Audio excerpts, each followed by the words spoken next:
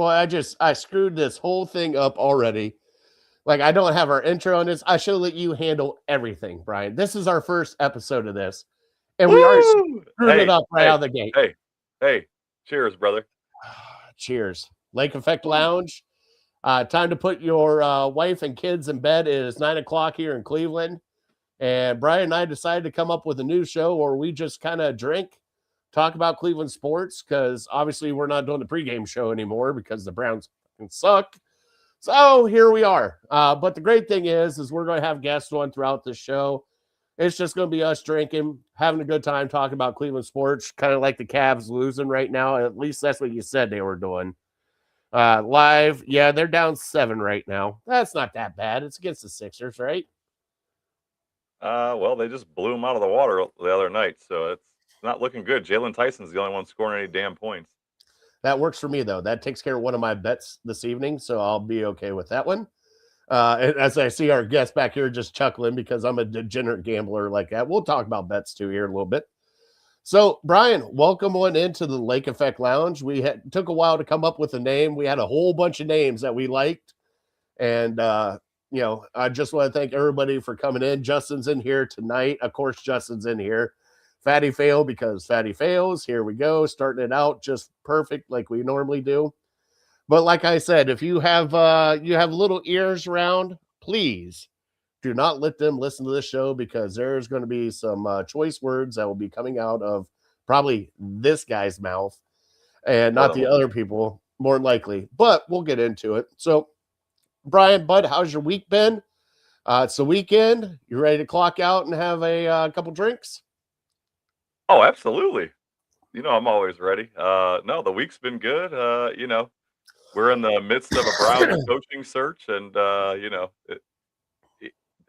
weird thing is it's been a while, right? Like for us, I know Mike Tomlin, as Mr. Joey K alludes to, has been fired. I'm sure he might want to get in and talk about that. He's probably still dancing after that firing, but the Browns, it's been 6 years since we fired a coach, so usually it's like what we probably average a year and a half since '99. So it sounds like it.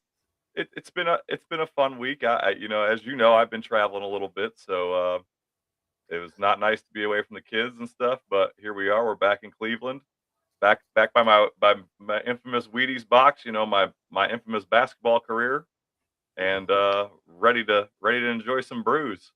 Should we just go ahead and bring Bobby in? I mean, I hate to see him waiting there. No. We'll bring him in. I did put the link up, so if anybody wants to join us and just bullshit with us, the link is up. Come on in. But we're bringing in our first guest. We're bringing him in. Talk a little Browns coaching with us. He is our friend. He is part of Network 216. We're bringing up Bobby G from Game Time 216 on Mondays and Wednesdays at 2:16 p.m. with host Big Mike. What is going on, Bobby G? What up, fellas? Hey, appreciate y'all for having me, and hey, happy debut. I guess there you go. Thank you, bud. Welcome. Thank you for being our first guest tonight. We really appreciate your time. I know you're a busy man out there in Vegas, just soaking up the sunshine while all of us are dodging snow drifts and abominable snowman here in Cleveland. It must be rough living out there in 60-degree weather all the time. It is. Somebody's got to do it. So I'll take one for the team. Take one for the team. So this week, bud, we've heard that rumors right now. Harbaugh is closing out the deal with the Giants, so Harbaugh was off the table for the Cleveland Browns. Yeah. Tomlin got fired, and then we got a whole bunch of names that Garrett thrown at us. I said it on my show on Illegal Ham that I believe that Jim Schwartz should be the front runner right now. I would honestly give it to him. What are you guys' thoughts on that? Let's go, Bobby. What do you think about Jim Schwartz being the head coach of the Cleveland Browns? From a coaching standpoint, I'm not. If you're gonna clean house with the coaches. Should have done that with the front office too, but look where we're at. That's a different thing. But if you nah. We'll be here for another 40 minutes if you get Bobby started on that. But it's I have nothing against Schwartz, but I think his time's passed. Okay.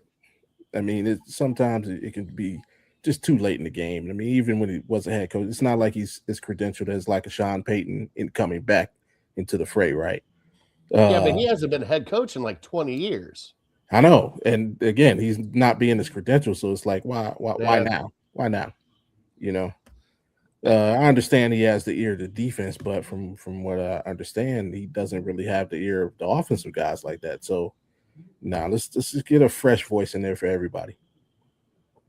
What about you, Brian? Well, I mean, given all the options of all the yes men that we're probably interviewing that are actually have a chance for the job, I mean, I guess he's one of the decent ones. I'm not jumping for joy excited about him, right? But I'm like, at least the defense is going to have continuity, and we're not going to switch from a 4-3 to a 3-4, and do what's not good for Miles on that end.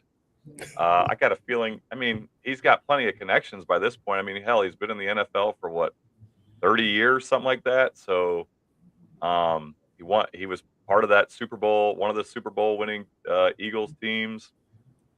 Again, not excited, but I mean, would you rather have somebody like 30-year-old Grant Udinsky, who's younger by only a month, than Myles Garrett, who has 1 year of an offensive coordinator that didn't even call the plays?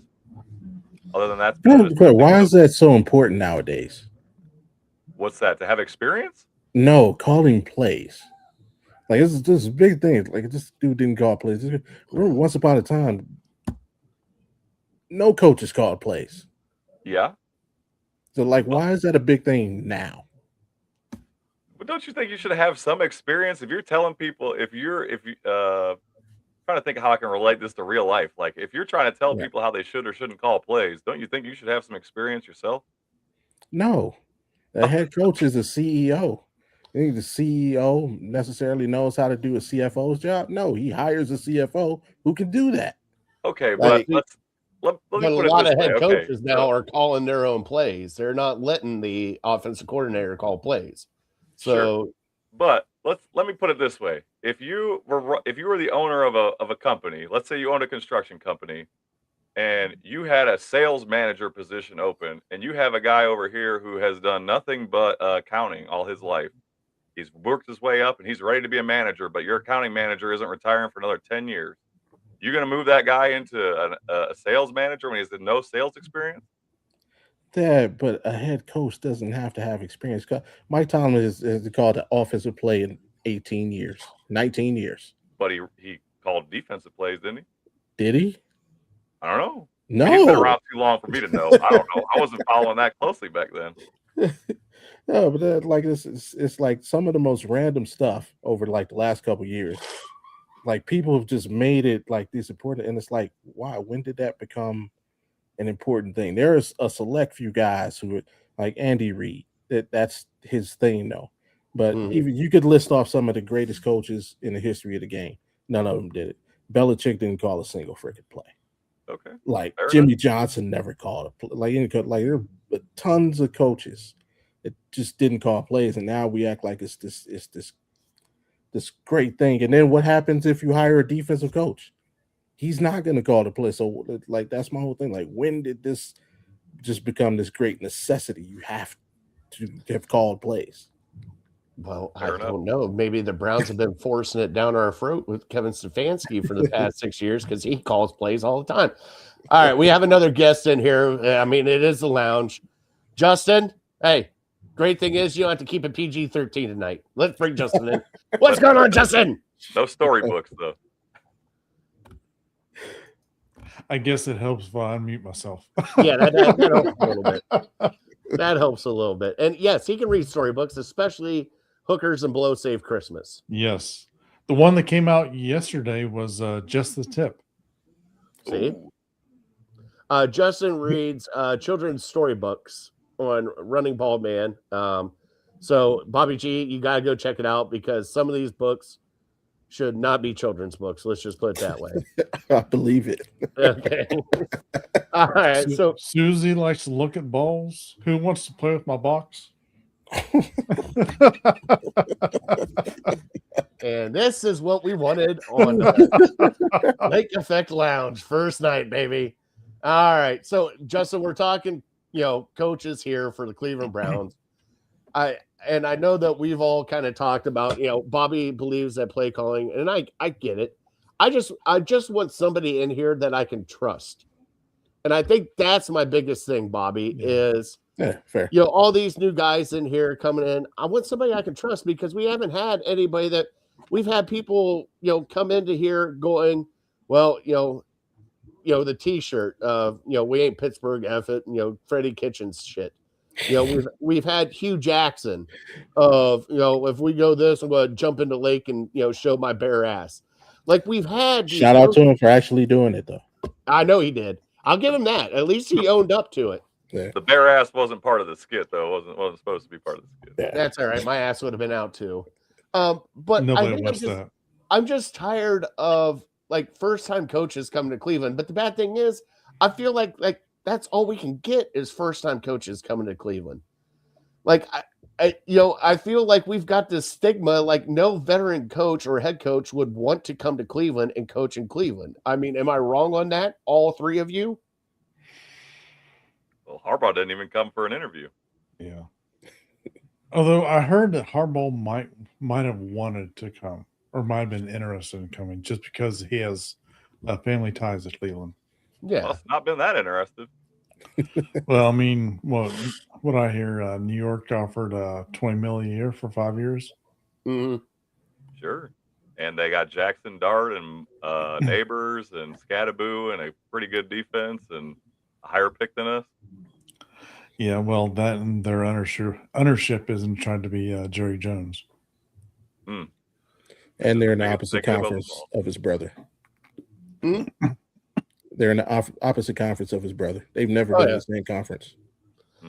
Why? They don't want to play each other? Bunch of pussies. Something to that, man. Marketing. Oh, is that what it is? It So worked, we can have worked for the Mannings. So we can have the Harbaugh Super Bowl again. That was fun. Yeah. Awesome. Love Hey, the man, the lights narrative. went out the first time. Love the narrative being about the head coaches and their dad. That's the great for the Super Bowl. Jesus Christ. It I'm was a good sorry. game. I don't give a shit if it was a good game or not. Did they shut off the lights halfway through the game? Yeah, because one Harbaugh was So getting what the Wasn't hell? that game? There was Yeah, it was probably like- somebody from Michigan running the lighting there. No. Touche on that one. Oh, whoops! Did your guys' comms go down in our stadium? I'm sorry. Well, it didn't happen to us. We're not cheating though. Oh, see, Bobby, you didn't know what you're getting into when you're coming here. So I'm going to ask all of you. I already said that Jim Schwartz is who I want as a head coach here for the Cleveland Browns. Let me start with Bobby. Bobby, who do you want as a head coach for the Cleveland Browns?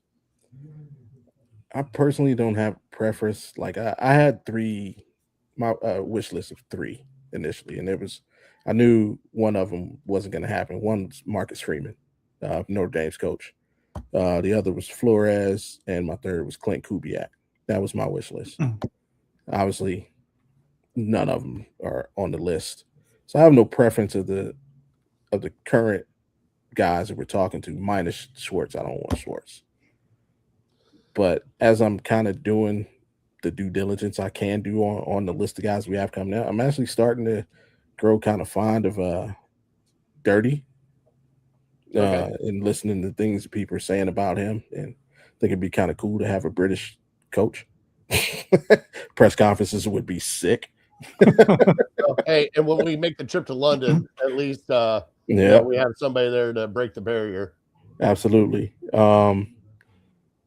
Munkin, he's another guy. I'm cool on Munkin.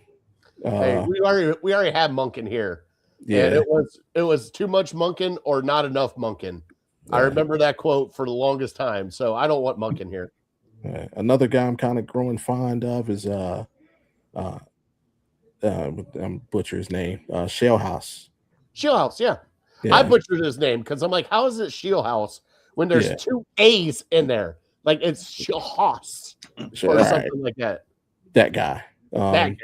Kind of hearing, a lot of good things about him, and like I say, the McVay coaching tree has been pretty consistent throughout the league, and the guys that he's gotten hired other places.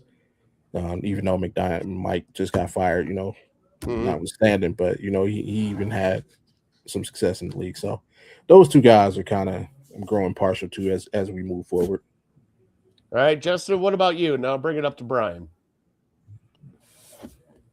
So I'm okay with Schwartz, especially if we don't get a guy that we really want. He knows the team, knows everybody. It'd be a nice little transition. Ideally, I want Signetti. He ain't budging, though. Oh no, but I like as much as what he's done to Indiana, turn them around to be the losingest team in NCAA history, Mm-hmm. and come around and be undefeated in the championship. Yeah, I agree. I mean, if we could, but Indiana just shelled out a shit ton of money to him, and I don't think he wants to coach in the pros. But I would love it. I'm not going to lie. I would love it. I think he would be a culture changer here. Yeah, I would. All right, Brian, what about you, bud? The people I want to come here are not coming here, but a name Bobby already mentioned, Brian Flores would be my number one. Follow that up with Robert Saleh. After that, I mean, like I said, I'm okay with anybody. They're gonna spin whoever they hire, right? Like it's gonna be give me Shieldhouse, whoever it is, right? And they're gonna they're gonna hype up some videos, or I've already seen them doing it with McDaniels, right? And I'm like, I could see his little genius in there. And I'm like, I remember the play with him and Shanahan with Johnny Manziel pretending he was talking to him, confused on the sidelines. And I mean, honestly, after we whooped on the Dolphins, McDaniels had that team turned right back around. So as much as people criticize his leadership abilities, I mean, if that was Cleveland, any coaches we've had in the last 20 years, at that point in the season, everybody's already thinking about Cancun in January. So I don't know how he did that, but I'm now kind of being turned around on Mike McDaniels, because originally I was like, nah, don't do it. But I mean, he is pretty smart offensively. So what about you, Fatty? What do you think? Oh my God. Here's Mattson here. Say it with me, Grant Udinski. I'm with you guys. Last night I don't want him. I'm with you guys. Like I thought Brian Flores would probably be great for this team. I thought he got a raw deal in Miami. And I would love him to get another chance. Just because I think he is, I wouldn't say a player's coach, but he's also one of those ones. And, we said on our show, somebody to hold somebody accountable. Like if you mess a play, you're going to be held accountable. With Stefanski, it felt like, even though we talked about accountability, it felt like it never was there. And I would love Brian Flores. I still am leery on offensive coordinators right now, because it feels like that's all that we have hired the past, feels like 5-6 times, has been offensive coordinators, with Hugh Jackson, with Kevin Stefanski, with some of the, I feel like we almost need a reset and bring in a defensive guy and let him bring in an offensive guy that he trusts to run the offense. And I might be wrong on this. I might be way off on this. But I think that would possibly be the best thing for the Cleveland Browns. I mean, what do you guys think? Bringing in a defensive guy, letting him bring his own offensive guy in. Let's go, Brian. I'm fine with it. I mean, I think you kind of touched on it, right? Like, I think we just need a leader. You mentioned accountability. That was part of their stupid ass mantra: smart, tough, accountable. And we don't hold nobody accountable. We do dumb things, and we're not tough. So more tough than the Cavs, but not tough enough. So but we'll get to the Cavs here in a second. What's that? I said we'll get into the Cavs here in a second. Yeah, well, they're having a meltdown right now. So they tied it up 102-102, and then they blew it away, and they've given up 32 points in turnover-worthy plays. Anyway, back to your question on the defensive coach. I mean, I'm fine with it. Like I said, I'm good with anything. I don't have any faith in Haslam. I don't have any faith in Barry. So sure, shake it up, try something new. But if Jimmy Haslam is sitting in the damn meetings on Fridays, but when they're figuring out what kind of plays they're going to call on Sunday, does it really matter? Unfortunately, no. Justin, what about you, bud?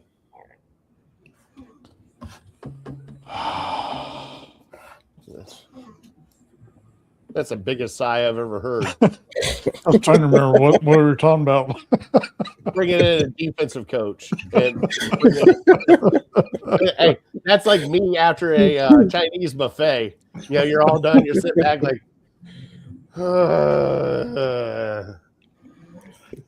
I think we should do a defensive coach. I mean, I feel the same way about defensive coaches as I feel about the dome. Screw the damn dome. Bring in the defensive coach. We're in the AFC freaking North. It's cold. God, your cat always makes a fucking appearance. Look at that fucking thing out of nowhere. All right, Bobby, what about you? You think defensive coach and then an offensive guy in with him? Just give me the best guy. Yeah. Like, just give me somebody who cares about football. Like, think of Harbaugh, right? Is Harbaugh offensive guy or defensive guy? He's hardball. Like, Right. He was a special teams coordinator. Yeah. Like, give me the dude who knows the most about football, who cares the most about football, like guys, who's the best leader, the best organizer, the best the best operator. And like I said, I know you're Sean Udinski because of his age, but from everything coming out from the guys who play about, like, he loves football. They say you call this guy at 3:00 in the morning with a question, he's answering it for, not only answering the call, he's answering your question and talking to you for as long as it takes. Like, I love guys like that. Like, I mean, as fans, like, we can sit around, we can talk about ball all day. I want a guy like that in charge of the team. Like, just give me somebody who's just a guy. I don't care whether you're offensive guy or defensive guy. Just give me a guy who gives a shit about football and wants to be in Cleveland. Yeah, I agree. Because if they don't want to be in Cleveland, yeah, like, you know, like Brian talked about Mike McDaniel, dude, if you're coming here, you know, you got to kick it back with the capris. You can't wear no damn capris here. All right. You're in Cleveland. That shit don't fly. All right. None of these little, you know, Blu-ray, whatever sunglasses you're wearing, that shit don't fucking fly here. All right. None of these puffy jackets, you know, like you're, you know, no, that shit don't fly here. You can't do that. You need to be the guy out there in like sweatpants and a cutoff t-shirt, just calling plays.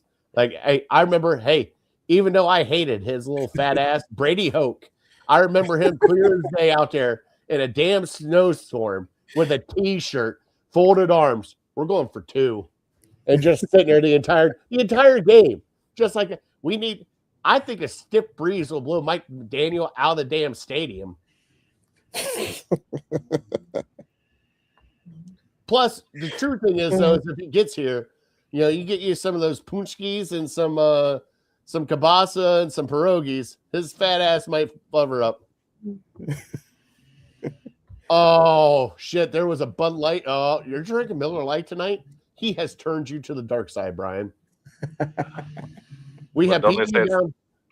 It's the champagne of beers or something, right? I don't know. No, it's left over from a party. I'm still working it out. Okay. There you go. Hey, I mean, do you want Carson Beck at number 6? No, but we can talk about who we should actually pick at number 6 instead of your nasty ass stuff that you guys talk about. What are you talking about? Carson Beck is about to win the national championship. He is. I was going to say, I bet you Bobby agrees with you. He's about to win a national championship. Yeah, I'm going to send that picture of Carson Beck to Bobby later. Oh, hey, I bet on them to win. Yeah, Justin actually did. He sent me the bet slip. He bet on them to win. Nice.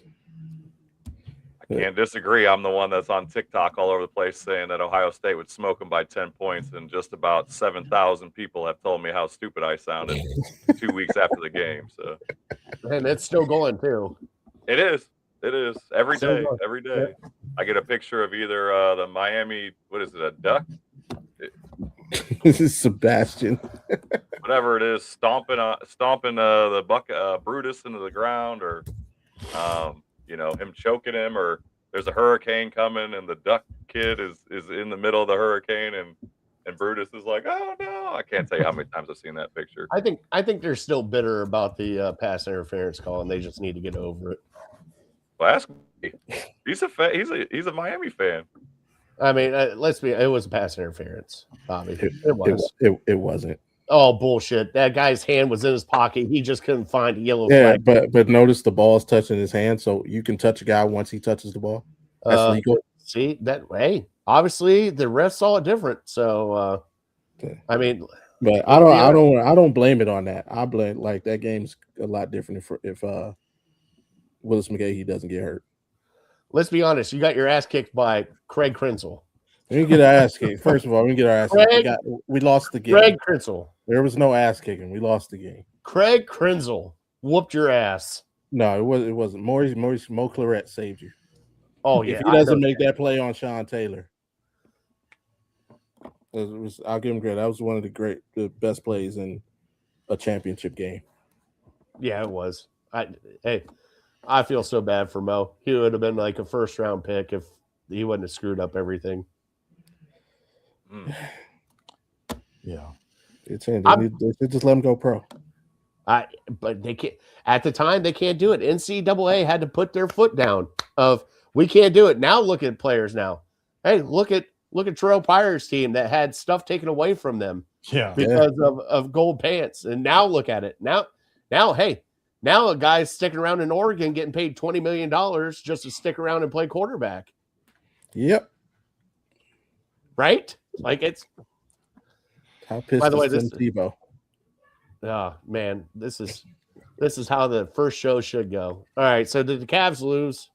Or are they still playing? Down They by one. decided to show back up. All right, they showed back up. They're down 1 point. It's a minute 30 to go, so we'll keep you posted. All right, so let's get into the Cavs real quick, and then we'll get everybody out of here. We won't talk Guardians tonight. We won't keep people with our shenanigans, but I got to bring up the Cavs because man, the Cavs have pissed me off this year. I'm not going to lie.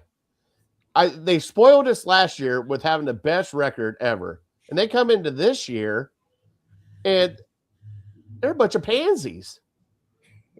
Like, I'm being dead serious. Like, I'm watching Evan Mobley get pushed around. He's supposed to be our unicorn. He is not. He is like, hey, I'm not going to lie. There for a while, I wanted Kevin Love back. I watched him play Utah. I'm like, give me fat boy Kevin Love back. He's got to be back on. Like, I'm kind of tired of this shit that's going on. We have, honestly, from what I've saw, we got 3 guys actually wanting to play. And it is Mitchell, it is Tyson, and it is Tomlin. And everybody else feels like they're going through the motions. Like, Garland will show up every now and then. That's CPJ. He's playing. Oh, yeah, Crayford Jr. Yeah, I forgot about Crayford Jr. Yeah. Hey, he should be 6th man of the year. I do believe. But, like, we lost a trade with DeAndre Hunter. I'm kind of pissed off about that. Did we though? Oh, I think we did. We were I Put up agree. 15 points tonight. as Cavs, we expected more from DeAndre Hunter than what we're getting. He was supposed to be a starting piece on our offense, and he is coming off the bench right now. I'll give you this. We lost that trade if the goal for Atlanta was to shed cap. But if the goal was to actually try and win, we won that trade because LeVert isn't there, Niang isn't there, and you've traded your franchise player. So they've completely given up. But if it was to cap room, I'll get they won a trade if it was just to shed salary. I'm disappointed in this team. I mean, yeah. Bobby, are you disappointed? Oh, extremely. Like no, there's no way you could have got me to believe that we'd be playing like this coming off the last season and a full off season with the continuity, right? We made no moves. You get the same unit, should be the same mindset. Yes, we knew Strus was going to be out. Yes, we knew Darius was going to miss the first month maybe of the season. And you're absolutely right. Like I've been on the train since Mobley got drafted. Screw whatever skills you think this dude could do. Put him in the gym for a year. I'm tired of seeing him get pushed off the block by Derek White.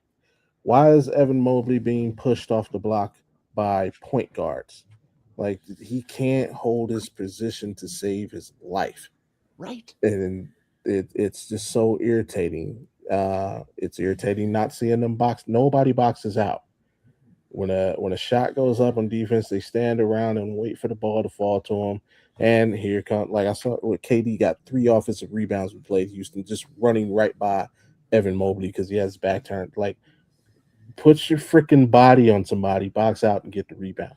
It's just the fundamental things, the miscommunications, the no communications on defense. The inconsistent offense, I can deal with that because that's basketball. Some days you're going to make shots, some days you're going to miss shots. But it's the stuff that you have control over. Just telling somebody to cover my backside or switch on this pick and like dudes that watch your screen right. It's just the simple stuff that we're not doing, and it's annoying. And like you said, we have 4 guys who literally compete every night, and everybody else is,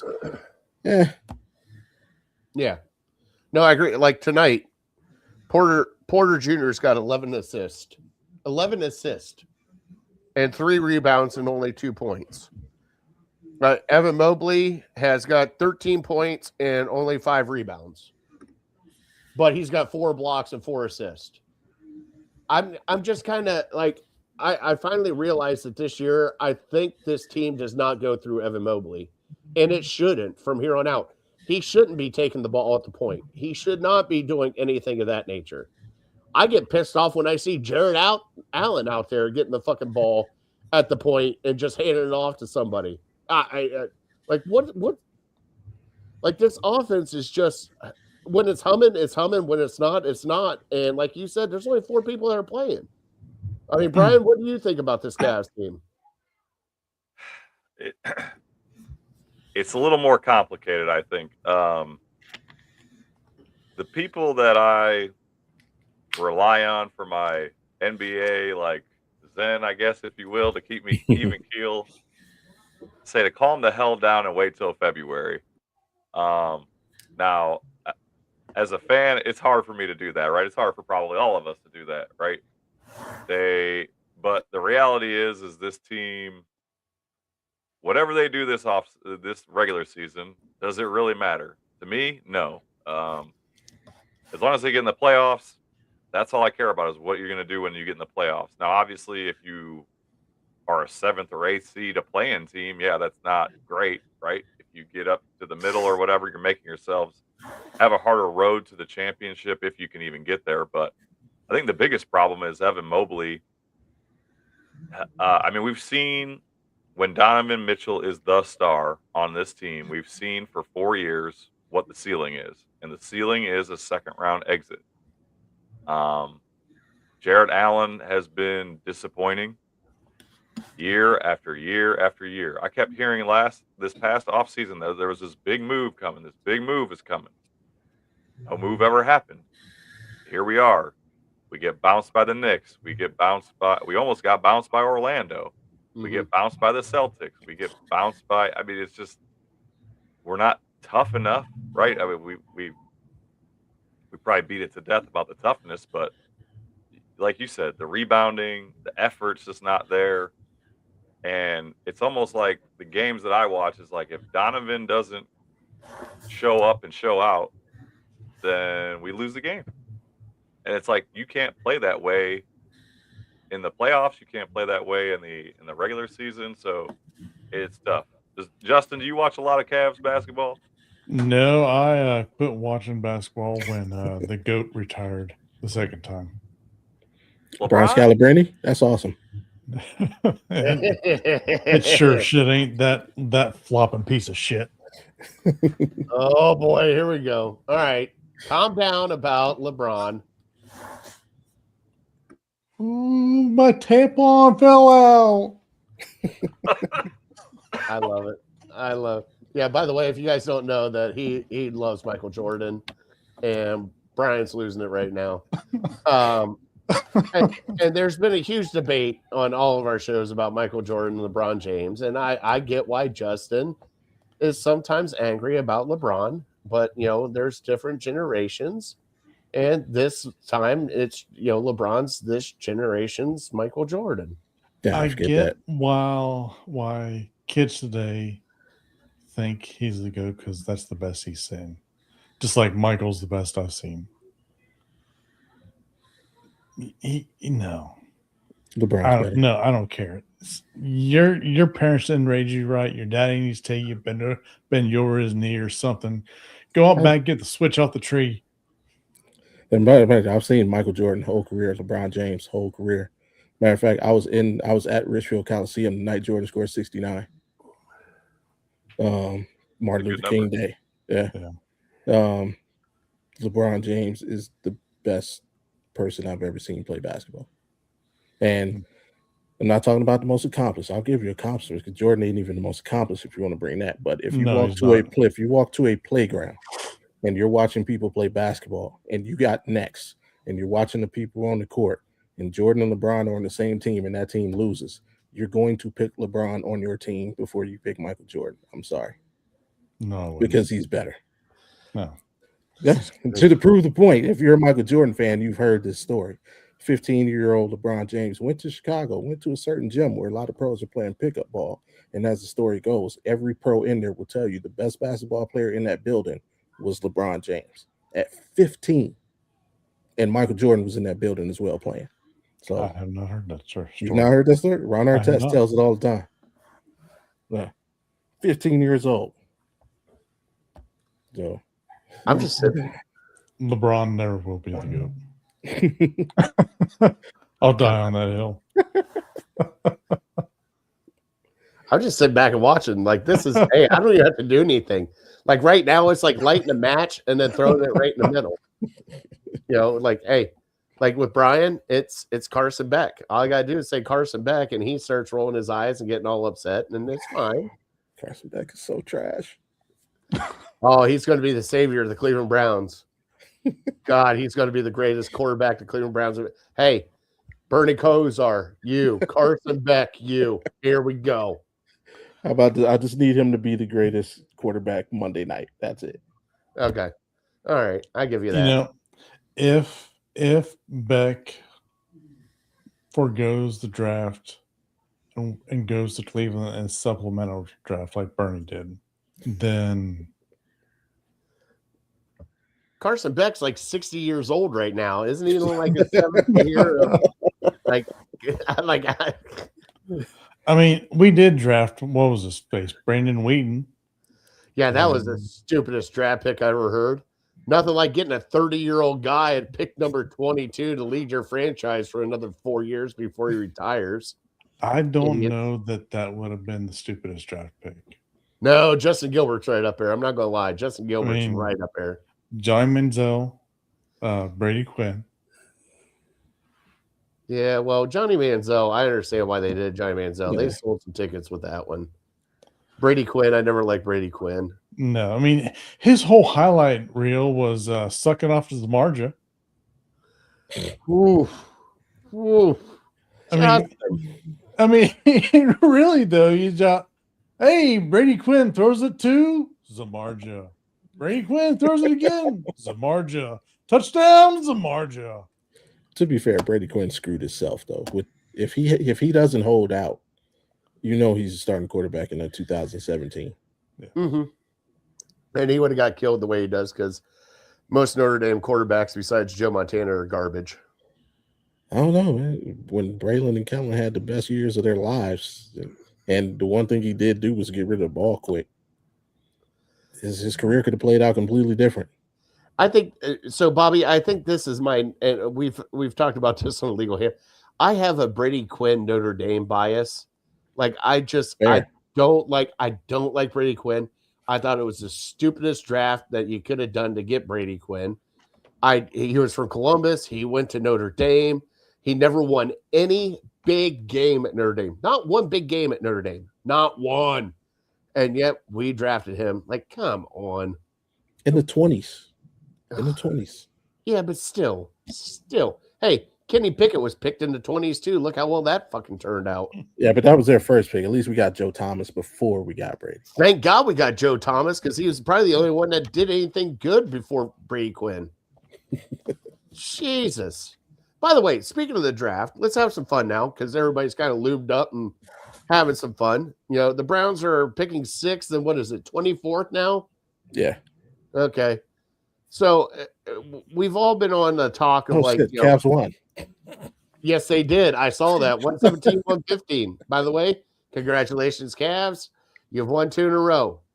You win 1 more. That's a winning streak. Anybody know what that movie's from? Major League, sir. There it is. All right. So with the draft coming up and us getting the 6th pick, okay, and there's a lot of speculation of what we're going to do with the 6th pick, and it's way too early to predict what's going on because we still don't have the combine or anything like that. But with the 6th pick in the NFL draft, what would you guys like to see happen for the Cleveland Browns? And I will go with Brian first because he's part of our mock draft madness or whatever you guys call it. So, Brian, what would you like to happen at the 6th pick for the Cleveland Browns?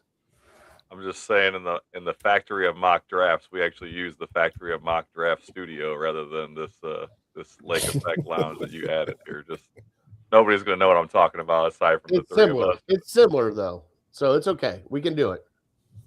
You say, who do I want at number 6? Yeah, like early, way too early, bold prediction. Who you want at number 6? I mean, there's a couple people that I would want. It all obviously depends. I mean, I can't imagine any world that the Raiders don't take Fernando Mendoza. If he was available at 6, I would absolutely grab him. Even though I am a big Shedeur fan, and I will continue to be a Shedeur fan, and I think that Shedeur would have played even better in Indiana this year than Mendoza did. I would be okay with them drafting Mendoza. It's not going to happen. The only thing I'm not okay with is if they pick a defensive player. I cannot continue the path with the defensive players. If the best player available is a defensive player, Andrew Berry, Mr. Berry, please just trade down. We need so much help in a wide receiver room in the offensive line that we cannot afford to pick our first pick on the defense, in my opinion. Shut up, Matt. I see you in the chat. I see. So Matt wants Caleb Downs. Was it Desmond Bain? All right, he doesn't want any of those people. He's just messing with me. I would really love a tackle in the first pick, and then I would love us to get Denzel Boston in the 24th pick. So tackle whoever it is, whoever they think is better, whether it's Moiga out of Miami, or whoever, not Carson. God damn it! All right, let's flip it to somebody else. I'm back. Let's talk. Yes. All right, so Bobby, do you agree with him with getting like an offensive tackle there at number 6? Yes, absolutely. Yeah. I'm with taking tackles at both first-round picks. Like in today's NFL, it feels like the best way to build your offensive line is through the draft, and because linemen just don't hit free agency, especially tackles. I mean, sometimes you can get a interior lineman, hit free agency like the Bears. They got lucky and were able to fix the interior of their line this offseason. But for the most part, it's like you got to do that through the draft because good linemen are just hard to come by. So do that and then, hit your skill positions, rounds 2 through 4. Okay. Justin, what about you? Carnell Tate. I want to Carnell Tate. All right. I'm not. Hey, everybody's got Tate going there. Either Tate or Tyson. We need somebody for Sanders to throw to. What do you mean? Jerry Jeudy catches everything. My left fucking nut. I mean, he catches everything. Did you not see his last 2 games? He ended up with, I think, 5 and 4 receptions each game. Can he catch a cold even?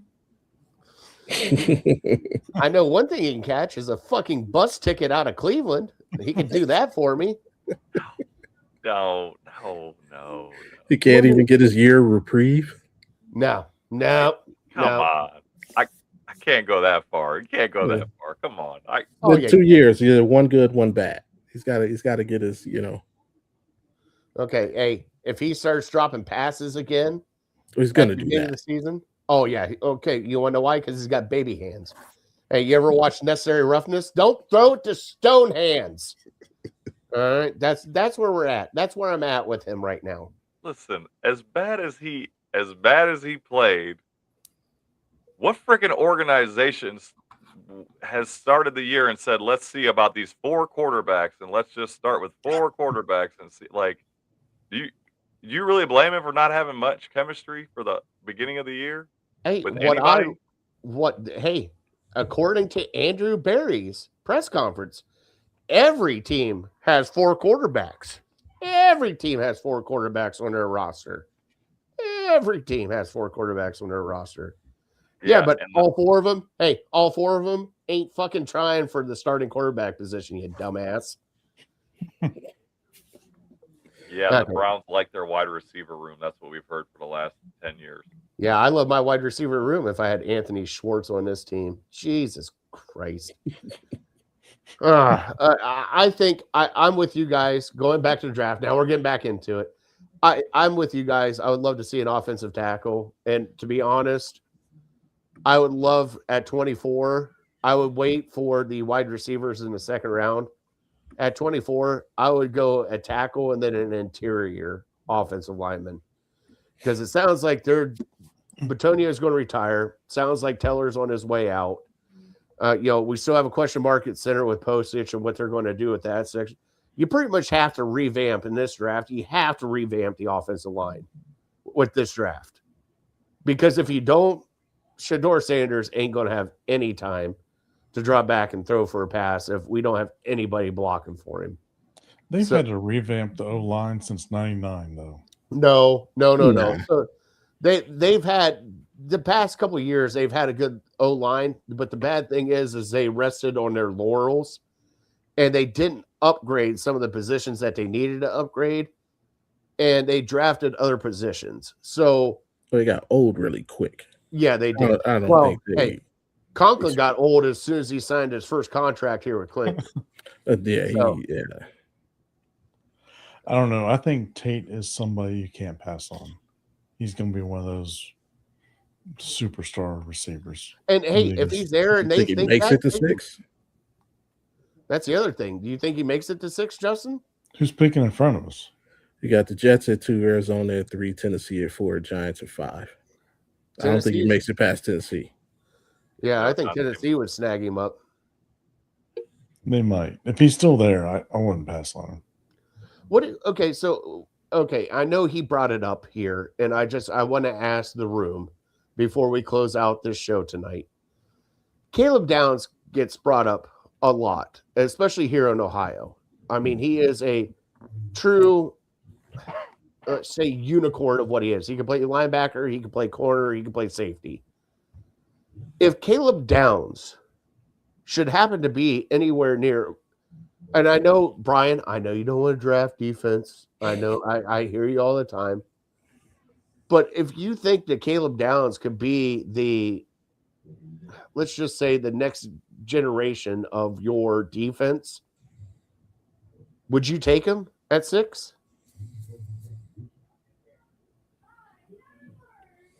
Bobby or Justin, you guys line it up. Everybody knows. No, I'll play the role of Andrew Bear on this. I like my secondary. So you like Grant Delpit? Delpit has been consistent the last couple seasons, and Hickman has stepped up to the plate and shown that he could be a starter in this league. Okay, but you think that Caleb Downs would not be better than Hickman? He could be, but I don't. We're not like these guys haven't been bad enough to warrant. He doesn't make that much of an improvement to our defense. Where we need help on defense, we need our D tackles to get their man strength so that we can stop getting gashed in the run game. Secondary, their secondary played their asses off this season. Well, what I was thinking about Caleb Downs, and I'll just put it out here. He reminds me of JOK. Yeah. He's that slight linebacker. He can play that slight linebacker section. And you put him next to Carson Schlesinger, even though I know that Bush played his ass off this year, and I get that 1 year contract. But that would also help you out on nickel defenses and everything else, especially a guy that's played safety, that's played corner, that's played linebacker. I don't know. I think he would be more versatile than Hickman, because I don't think Hickman can drop down and cover like Caleb Downs could. How many busted covers did you remember him having? Who, Hickman? Yeah. There was a few.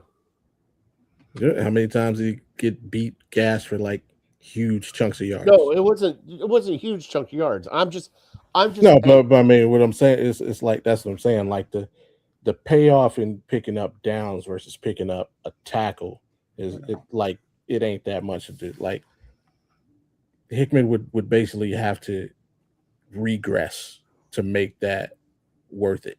You know what I mean? I got you. I understand. Justin, what about you? I would go with the excuse me. I would go with the tackle before Downs. I mean, put him on. We've already got Miles. Yeah, he's getting up there in age, but he's got a few good years left in him. By the way, Justin, if you keep sending me pictures of your pussy looking at the computer screen, we're gonna have some problems. All right. I'm not saying it's not a glorious one. I was just thinking that he's actually enjoying the show. I see that he's enjoying the show, and he has got his eyes fixed on Brian right now in this picture. Like he wants some yum sauce from Brian is what he's wanting right now. Well, he was looking at you. He was like, "Yeah, I want that fat bastard." Yeah, because I taste like bacon. That's why he wants. He's like, "Oh, that guy sweats. It's going to taste like bacon." Oh my God, that's the way to end the show right there. All right, gentlemen, let's close it out. I want to thank Bobby. Bobby, thank you so much for joining us. I only wanted you on for a segment. You stayed on for the whole show. I appreciate you, brother. Anytime, man. Anytime. And by the way, if you ever need a fat guy on 216 again, you just give me a call. We'll have some fun together. Hey, baseball season coming up, and that is not my strong point. So, hey, anytime you want to. Hey, the only thing we got to talk about is Jose Ramirez. That's the only thing. We don't need to talk about anything else. Pretty much. All right. I don't know. He talked about those tacos you ate at the ball field. Yeah. Okay. So, all right. All right. That's it. One last thing before we get off of here, and I got to ask. It's a round table. It's a different show, so I got to ask, Bobby. Justin believes a hot dog is a taco. What do you say?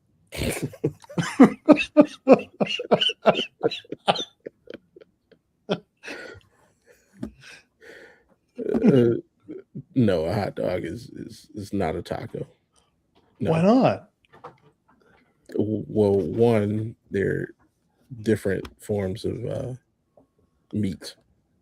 So you'd have a better argument saying that a taco is a burger than a taco is a hot dog. No, that's actually ground beef to ground beef. A taco is not a hot dog, but a hot dog is the taco.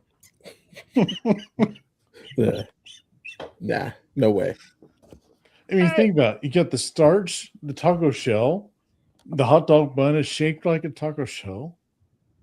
You're damn near putting the same toppings on them. No, who puts lettuce on a hot dog? I'm not gonna lie. I've had lettuce on a hot dog. I've not. There you go. No, Maddie, you don't count. Sour cream? No. I've had tomato. I've had peppers. Oh, tomato. I've had salsa. I'm not. You get a chili dog. You got half that stuff on there. That's true. Jeez. All right. Okay, so Bobby's a no. Brian, what about you? Think of a taco. You're not eating a bread. Like, you're not eating a big fluffy piece of bread, right? Like, no chance. But and aside from Fatty, who has probably eaten more different weird shit than probably the rest of the three of us combined. I don't know. I've eaten some weird ass shit. All right, well then we'll keep it on this side as the normal over here, me and Bobby, and I know. Patty and Justin are over there just eating weird shit. I mean, you think about it. Growing up, I used to take 2 pieces of bread and some Ortega taco sauce and make a sandwich, and that was it. I mean, I used to eat syrup sandwich. I ain't making waffles. Hey, was that Justin? Was that a taco? No, because the buns weren't connected. Okay, so here's the real question for you then: Is a single piece of bread bologna sandwich a taco and a hot dog? Because that's the same thing. Oh, fine. It's more of an open face sandwich if you're in Oh, No. If you close, there's a Yeah, single. fold it No, up. you close. You fold it. Oh, then yeah, that's a taco. Come on. It's the cube rule. See, okay, It's so the what rule? The cube rule. you have okay. So Bobby, Justin, send me the link. I'll send it to Bobby. Justin found this cube rule, and you'll Okay. understand. So we'll get a little. If anybody doesn't know it, go look it up. It's called the cube rule when it comes to food. Okay. He's pretty much saying like a ravioli is a Pop-Tart because it's all enclosed in the same thing. A calzone is a burrito. See, this is the shit I deal with on Illegal Ham in the Face every week. Okay, but a burrito doesn't have slits. Some calzones don't have. Well, All calzones have slits. It has to be cooked that way. That's how you get it cooked all the way through.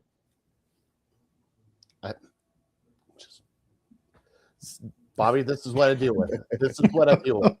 I deal with Bud Light and non-conscious and Beck Lover up here.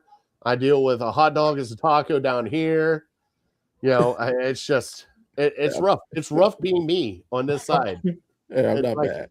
It's rough. Like I'm not gonna lie. There's times that when I come upstairs to the Fat Boy Studios, I almost want to fake a hamstring and just pull a hamstring on the way up the steps and be like, I can't do it. Guys, I can't. I pulled a hammy. I'm out. You guys are going to do the show without me. I can't do this. You know, I tried. I made it halfway up the steps and then I rolled my ass back down. You know, like it's rough. It's rough over here, Bobby. Yeah, you So got. I'd give him a golf clap for making up the steps. See, hey, you guys are going to get. Hey, one night I'm actually going to text you, and be like, guys, I can't do the show tonight. Seriously, I fell down the steps, and you guys are going to feel so fucking horrible. You know. All right, let's. I'll record myself laughing to death. I know you will. I know you will. Fucking degenerates, all of you are degenerates, even me. Jeez, Bobby, you're the only classy man here. That's because I haven't started drinking yet. It's Oh. date night, so I gotta wait till later. Oh, okay. Well, go enjoy date night. Let's get out of here. Thank you, everybody, for watching the Lake Effect Lounge, the first episode. I'm sure it's going to get better after this. I can't see it not getting worse. All right. So thank you, Bobby. Thank you, Justin. Thank you, everybody, for watching. Give us that click. Go find Bobby at Game Time 216. Go find Justin at Running Bald Man on YouTube. And you can find us, me and Brian, here at Network 216. And God, Friday nights at 9 o'clock with this show. God, I can't wait to see what happens next. All right, everybody, have a great night. We will see you. Have a good night. I would love to play an outro, but we don't have one.